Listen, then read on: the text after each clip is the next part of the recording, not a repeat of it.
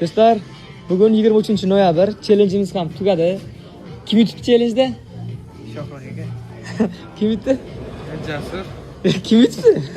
Jasur. Jasur aka yutgan, ha? Ko'pchilik sizni tanlabdi. Tabriklaymiz. O'zingiz nima deb o'ylaysiz? Haqqoniy bo'ldimi? Siz yutdingizmi?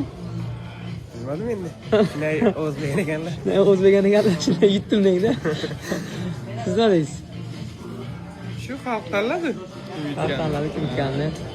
Yo'q, xafa bo'lish yo'q. Demak, ikkalamiz ham harakatlari zo'r. Birinchi qavatda ham, ikkinchi qavatda ham ko'rdik. Bahoni berdik, mana mijozlarimiz o'zlari baho berishdi. Ikkalasi ham asla zo'r chiqqan. Jasur akam joylarga ko'paytganlar menimcha. Odishga ko'payib ketdi. Gap yo'q. Demak, tabriklaymiz bundan buyog'iga Jasur akam menejer bo'ldilar. Siz esa menejer yordamchisi bo'ldingiz. Tamam. Endi ichki raqobatdan aniqlab olamiz keyingi levelda. Tabriklaymiz. Omad yigitlar, olsinglar.